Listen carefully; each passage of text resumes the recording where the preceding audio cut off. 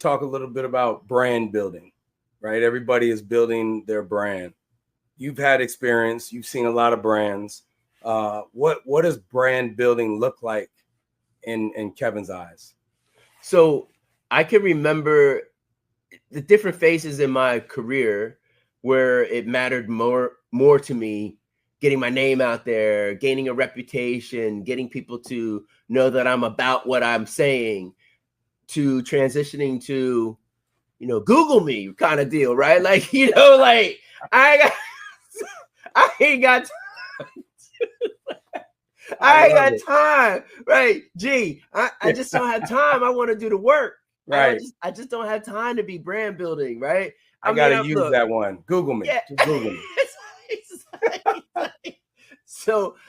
But I understand when people are trying to establish their credibility, their expertise, their platform. I get it. But what do you stand for? I just told you, ball, book, and betterment. Those are my 3 Bs. Those will always be the thing. They're broad enough that I can have a lot of things within each of those buckets. But what do you stand for?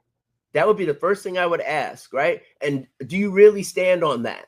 Like, or are you waffling and changing every day? Or is that the thing that gets you out of bed every single morning?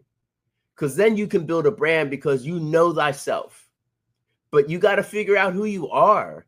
Once you figure out who you are, you got to stand on business. You got to stand on it and be consistent, because what happens is once you know who you are from a brand standpoint, you're not going to keep chasing what's new and what's the hot thing. No, I'm going to stay the course. They talk about overnight sensations. Yeah, they 10, 15 years overnight sensations. People been in it for a long time and then get discovered. Right. And no one wants to talk that story much about the grind, right? And the lonely work and the effort that it took. But that's truly what it is. Ain't nobody just rolling out of bed and getting discovered like that. People have been working at it. That's right. Right. They want to put out this myth that that's what's happening, but it's not. And so for young people to think about that, what do I stand for? And then am I consistent with that?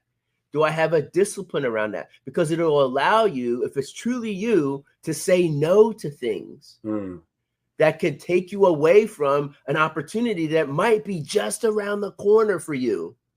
But you got distracted because, this shiny thing over here, I'm going to try that. And there go that thing that you really wanted. Man. So you have to trust and believe in the process that you're going through and stay true to it. But you got to first know, what is it?